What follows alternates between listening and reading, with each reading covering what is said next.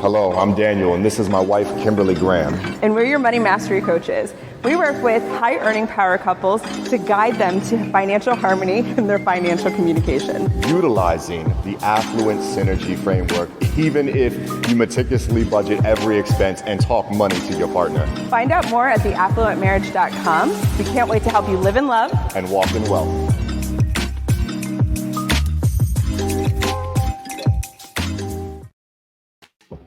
Never get tired of hearing that song. Hey, welcome everybody to Better Together Tuesday. We are your hosts with the most, Kimberly Renee Graham, putting your whole government out there. Yeah, you are. And yours truly, Daniel James Graham.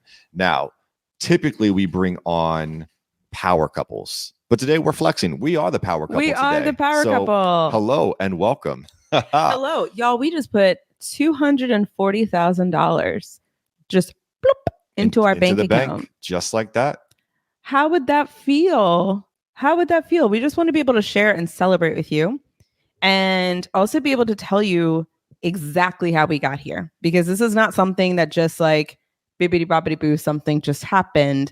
This is one of our moments that we're like, heck yeah, like, and we need to share it and just tell you guys how you did it. So, and really and truly, before we jump into that, if you know Kim and you know her heart, you know that she has the heart of a servant. And when we created our mission, and I say it every week, our mission is simple. We want you to take control of your shared finances. Like, we truly do believe that you are better together, and we want you to feel empowered as you are walking in your finances. So we want you to also strengthen your relationship. And that's kind of a byproduct of taking control of your shared finances.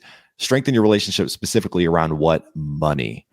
By aligning your goals through strategic communication. I can never say, why can't I never say the word strategic? I don't know. Strategic communication. But there's a reason why that's our mission, is because we truly do believe in the things that we teach, and we've seen it done, not just in our lives, because we're going to talk a lot about that today, and how two simple, very basic educators were able to do so much. Like, yes, we're going to talk about that, but you really need to understand for a minute, hold up. If they did that, making that, why in the world are we not doing more, making what we're making right now? Right. So it is our goal. It's truly on our hearts to help you strengthen your relationship. No more stress, no more fighting, no more none of that. And to take control of your shared finances so that you can do incredible things like we just did. Yeah. $240,000 in the bank. Yes. And it's so exciting. And again, just reiterating the fact that we are two educators.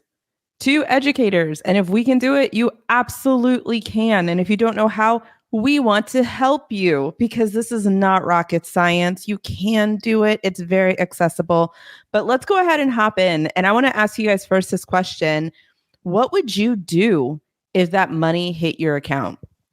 Like, what would you do if $240,000 hit your account today? What would you do? I know what I'm going to do. What would be the first thing you would do? I know what I would do. I'm not going to say it right now, but I know what I would do. I know what we're doing. Listen, you posted this on Facebook. What were some of the response? Like, what are people mostly saying? Like, I would say the highest percentage said pay off debt, filling up their savings. They said things like going on a vacation, quitting my job. They said things that were so aspirational and beautiful. None of it was like, some people said reinvested, but most people were focused on the here and now. Like, how do I make my today more comfortable and more smooth, okay, at least all of those things are taken care of.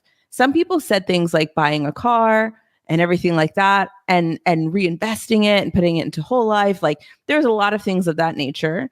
But most people were like, what can I do to make sure that my day-to-day is smooth?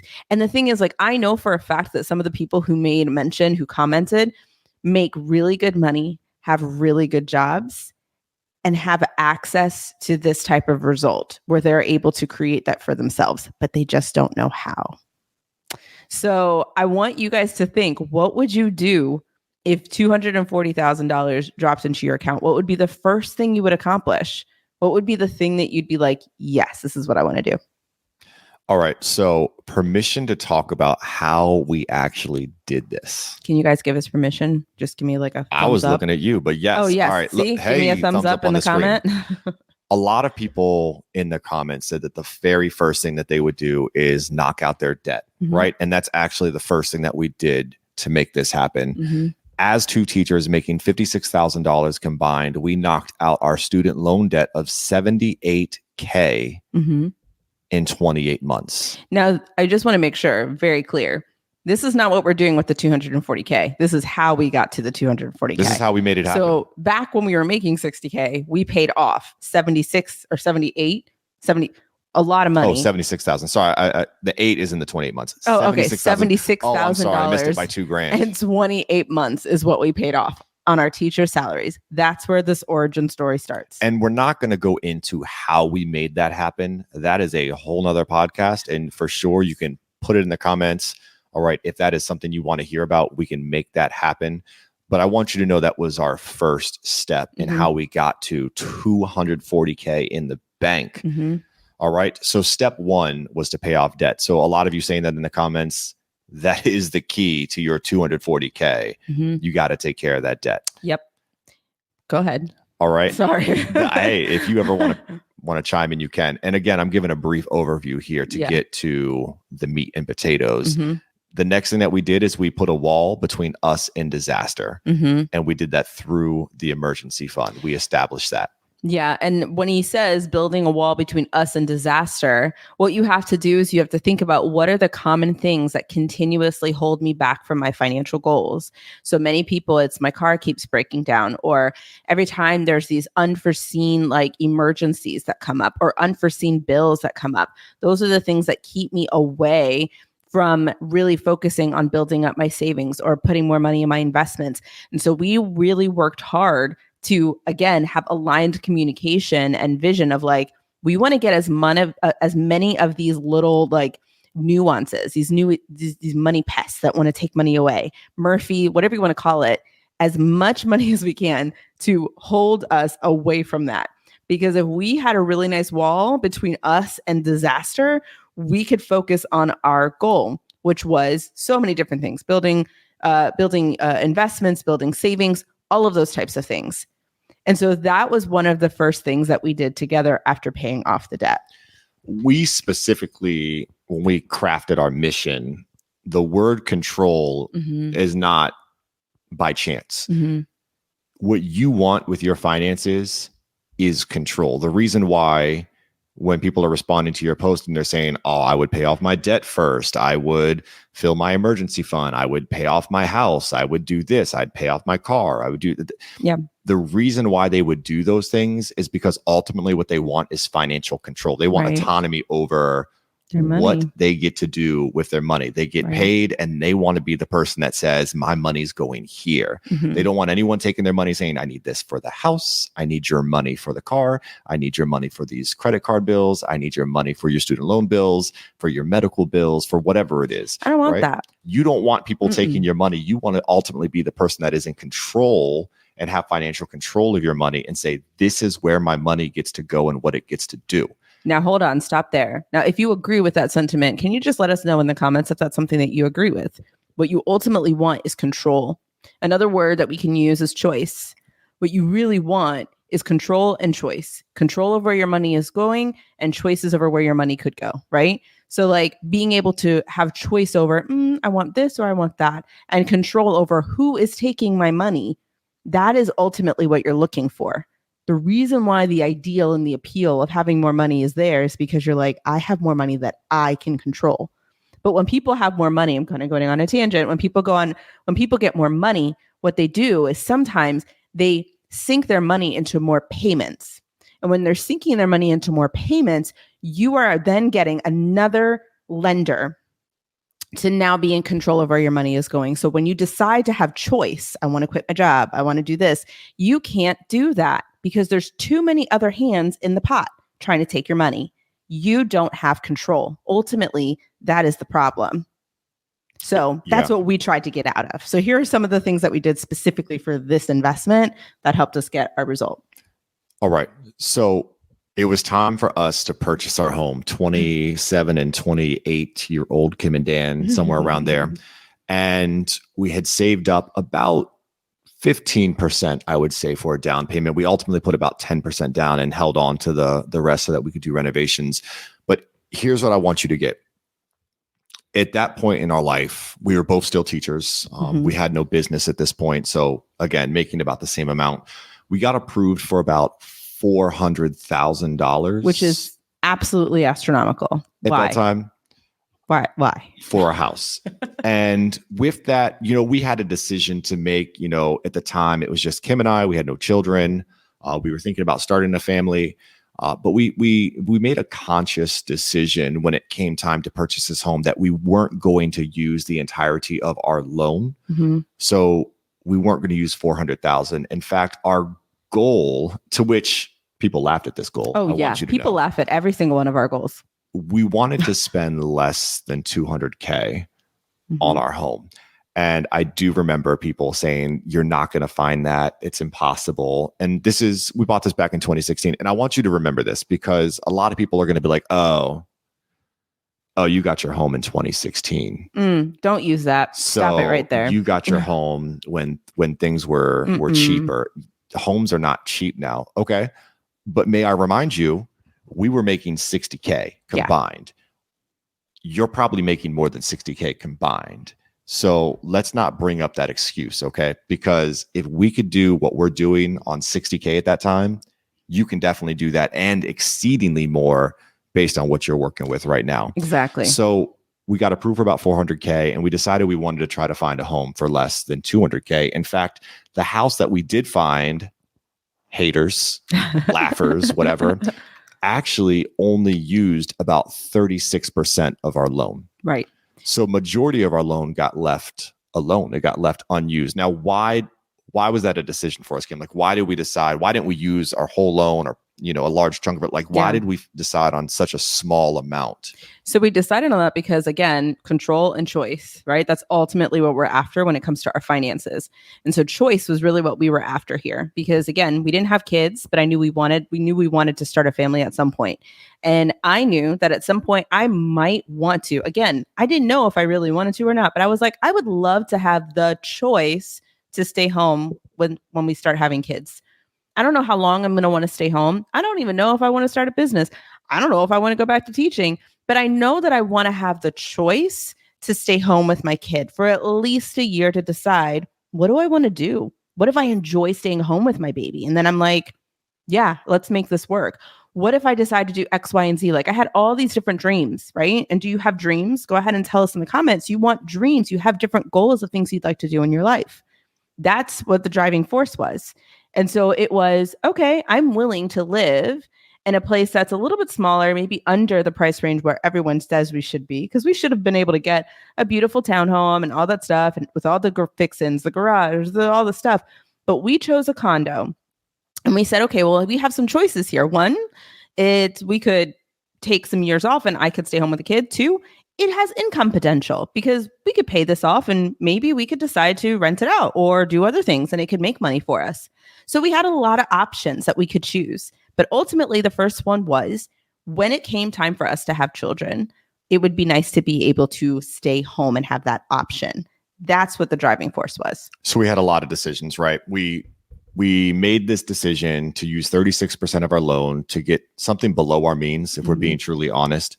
We had a 2-bed, 2-bath condo because Kim wanted to be a stay-at-home mom for a time. We at least wanted the option. Yes, to be a stay-at-home mom. Doesn't mean you were going to do that, but we liked the idea that you could do that. We didn't want something that was going to eat up our whole budget because my wife likes to travel. She likes to do things. She was not about to be, what do they call it? Homebody. I want to go on vacations, yo. I'm bougie. Home poor. What is it called? House poor. House poor. You're right. Yeah. That was not fun. I would prefer to have a smaller space and be able to go on more vacations than have a big house that I'm stuck in to be like, great, yeah, I have a pretty house, but I can't go anywhere. Like that was not appealing. And that wasn't appealing to you either, even though you like being home. So that was important for us to have those choices available. We were like, ahead of our time, like the tiny home movement, right? Oh, yeah. Like we were ahead of our time. Yeah, we sure were. With that tiny condo. We sure were. And That's a good condo. Was there any other option? So we wanted you to, and I guess later on we decided, okay, if Kim wanted to take a risk with a business, true, then she could do that because we didn't need her income per se. Because we got something that was less. And at the time, I had no idea what I wanted my business to be. I just knew I wanted to try it out at some point in life. And that's really, notice those were all things that came from my end of the bargain. I just wanted kids. But he really wanted a family. And I said, okay, well, if we want a family, I want a family too. But I also want to exercise some options for myself so that I can try some new things. I don't want to be house poor. So anyway, all that to say, those were our dreams and goals and the reasoning behind us doing something a little bit differently than what was a societal norm. Right. Yeah. I never love anyone telling me that I have to do something or that I should do something. Like, again, I want control of my finances, of my choices, of everything. Like, I want the power. I want the authority, the autonomy. The other thing that we were able to do, which is, again, not something that's a societal norm. People conventionally, whenever you get a home, can you tell me what interest rate do people normally get on their homes? I'll give you a hot second. Tell me how many interest years, rate or how not many the interest rate, how many okay. years do people normally keep the loan on their home? Typically it's 30 years. Everyone gets a 30-year loan. Some people can get 40 now. Some people, there's some people who get 40. We opted for 15. We opted for a 15-year loan. But why could we do that? Because we decided to borrow less. So because we borrowed less, we were able to pay a little bit more, which meant more went towards the principal instead of the interest over time. And we were like, okay, if close to 15 years, we were calculating how old we were going to be. And we were like, okay, we could have majority of it paid off. And again, we could rent, we could do all these things. We could, if we ever sold, we're always on the up and up. Like, I'm down with that. So yeah, it was a little bit more every month, but we were able to do a lot more because it wasn't as much as when we were paying or about to go into 400K, right? Right. Had we gone to 400K, there is no shot. There's no shot that we could do a 15-year. We just couldn't afford that. But because we only used 36% of the loan, we were able to swing a 15-year loan and pay more every month, more towards the principal every month. Less towards interest. And you get you get a smaller interest rate when you do a 15-year loan. So we use all of those things at our advantage. And then whenever we just used exactly the same methodology we did when we paid off $76,000 in 28 months. If we had any additional money outside of our normal needs and, payments and all that stuff, we just put extra towards the principal, which helped it go down even faster. So here we are 7 years later, and it's time to sell our home. And we actually had 80% of our loan paid off. In 7 years. Did you say that already? Yes. 7 years. 7 years, 80% of our loan was paid off, which means we're going to get all that back in profit, which is about $240K. So I just want you to think through that, right? 15-year loan. We paid that 80% of it. Over 80% of it in 7 years. Half the time. You getting that yet? Like we should have been at 50% done. And we were at 80% done. That's in between quitting a job because I quit teaching. That's in between starting a job, a business. That's in between the ebbs and flows of business. Because as you know, it doesn't like you start a business and you immediately make six figures. It takes time. The ebbs and flows of business. That's in between like you switching careers and going to a different field in education. That's in between us getting master's degrees. All of that happening. And we paid for partial of our master's degrees. And having two children, and having two kids. And we had daycare. We paid for daycare for some of that. Man. And we were still able to complete that in 7 years. Please don't tell me that you don't have enough money for things to pan out for you. We were not making a crap ton of money. We're not over here saying that we're billionaire babies. And to your point, right? So when we first bought this place, we were both educators working in the public school system. And I'd say that we really only had 2 years where we both had like a W-2 like that, right? Where we had a 9-to-5 brick and mortar, because by year 3, you had left and you were working for LuLaRoe and you weren't maybe like I was $800 a month, maybe, right? So you made about $200 a week, babe. I sure did. And you did that for about 2 years, I'd say. It wasn't until year 3 that you decided to start the financial business. And I'm telling this recap for the purpose that we did all this not making a lot of money for the majority of those 7 years. It wasn't until your business really popped off, I'd say, in your second or third of your business that you started seeing 6 figures, right? So the majority of this happened, and the majority of our payments were during like those first 5 out of those 7 years. But the same principle applied of being diligent with the understanding of we wanted more choice, we wanted control, and the dream of being able to say, how much extra can we put towards it? The process never changed. The amount of money might have changed, but the process never changed. And that's the thing. Most people think more money will make it easier to start saving or start doing these big things. We stayed the course and stayed the process and kept the process going, no matter how much was being made. That was the secret sauce that needed to be done. And so I'm going to ask you this question, right? So that's exactly how we did it, right? We didn't take a lot of our loan. We put out a 15-year loan. Anything extra we paid towards the interest because we had nothing else to pay off. We had no other debt. So we were investing, and we were putting money towards our mortgage. And putting money towards our mortgage. And we paid all of this off, 80% of it, in 7 years. Half the time paying 80%. And no one can say, and again, I'm going to keep repeating this, no one can say, well, that can't be me. Because I just told you that 2 educators, one of them, I'm going to say unemployed, but not unemployed, but making $200 a week, girl, you're unemployed. Like, we did this. It's totally possible. You can do that too. And I want to ask you this question. Are your current financial decisions creating more choice for your future? So the way that you're currently looking at your finances, the way that you currently are managing your finances, are they creating more choices for your future? Right? Investing in like retirement, that's part of it, sure. But that's not going to be, you're not going to see that first in time. You got maybe like 30, 40 years. We're talking like right now. Is your decisions that you're making with your cold hard cash right now, is it creating more choice for your future, like in the next decade? Like cold hard cash that you're going to be able to use. If you don't know the answer to that, or if you're like, ooh, no, then I'm going to help you understand how we can help you and support you. Because if 2 teachers can do this, why the heck can't you? No reason. You can do this too. Just because, though, there's a couple things that you should be able to take from this. One, just because society tells you that you have to get a 30-year loan and you have to do all these things and you don't have to do that. Does it align with the choices and the control that you want over your money? If it does not, do not do it. Make your own understanding of your finances and make it work. So choose the option that gives you the most choices for your future. So this is just one example of how we set ourselves up for success. Despite what was happening in the financial world, despite, booms, despite COVID, despite any of those things, we were financially successful because we set ourselves up to be financially successful.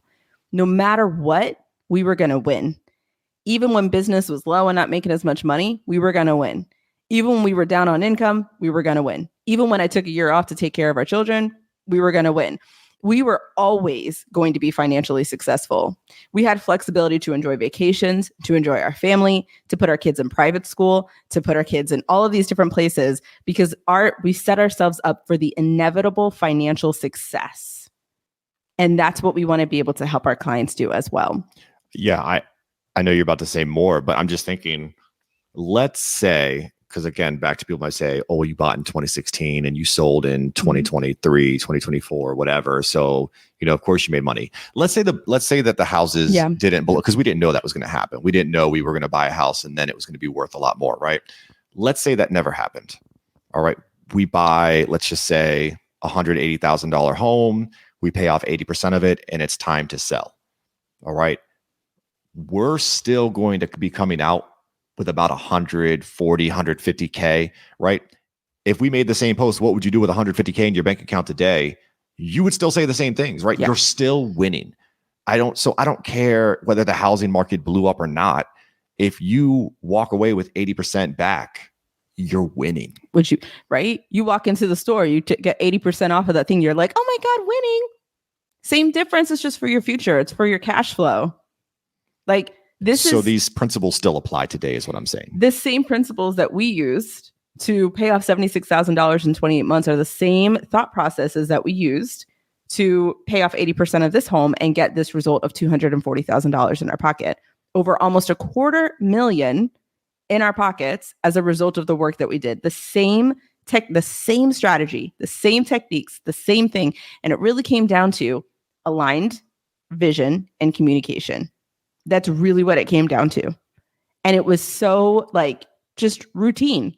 It's not robotic, routine, but it's just strategy that aligned with our goals of choice and control over our finances. That's really what it came down to. And we're able to do the same thing for our clients as well. And so I want to know if you're wanting to know step by step how we do this over and over, and trust this is not the last time, and over again, that we've been able to have financial win after financial win after financial win. You need to hop into our mastermind. You need to understand more about what we're talking about. You need to understand the exact step by steps, how we've been able to do this for ourselves and also for our clients, because we want you to have more choice for your future and more control over your finances. And we know that you do too. We invite you to have a discovery call with us. We really want to work with the people who are serious about what their future looks like in their finances. And so please understand that we're not out here just going to be like, you should get in our program. That's really not what we're about. We really want to make sure we understand what your goals are. What do you want for your future? Where do you see yourself? And what is the thing missing between, I know I can do this, and where you are now? We want to see you succeed with your finances. Listen, we made this a reality by making $60,000 combined. Okay? This is how this process started. Imagine what we could do for you with the knowledge that we have on communication and marriage, on aligned vision, on making like $250,000 moves. Like we're making $1 million moves. We're making $1 million moves. That's what it is. It's not about just making money. It's how do you manage and how do you align yourself to the future goals that you have, and giving yourself more control and more choice. So yeah, that's our story. I mean, an overview of just this one part of our story, right? I'm excited for where we're going even 5-10 years from now. Same. Because if I had the knowledge that I have now and I applied it back then, I don't have any regrets about how we've spent the last decade. Mm-mm. But I know that knowing what we know now, we could go even further. And I'm just excited. I'm excited for the next 5 to 10 years. I'm excited for people to hop in a call. And even if you can walk away with some motivation and some inspiration and a little bit more alignment, like that's a win for me. That's a win. That's a win for me. That's a win. We really want to be able to support you. That's truly what this is about, because it's a no-brainer. It's a no-brainer, right? If you have two people who are teachers by trade, who really want to see you succeed and just want you to hop on a call and have a conversation with them, what's stopping you? Your pride? You're going to have to get off that high horse at some point, because either your pride, you know that they say the pride comes before the fall, right? So if you are able to say, you know what, I'm going to give this couple a chance. What could you do to support my spouse and I in getting aligned and getting the communication and the financial routines in place, because we want the wins that you guys have? What do you have to lose? Nothing. So I'll leave you guys with that. We'll put stuff in the comments. We are going to be talking more about this journey for us, and how it can help you guys out. Next week, we're going to have a conversation with you guys about how we built that wall between us and disaster, because there's so much there. And if you're interested in that and want to get into the registration for that, just so that you're able to get ahead, just go ahead and put me in the comments below, and we'll go ahead and give you a registration link. It's completely free, so that you can hear more about how we've been able to get ourselves a wall between us and disaster, so that we could go ahead and go after our financial goals. Guys, go live in love and walk in wealth. Take care, y'all. Bye, guys.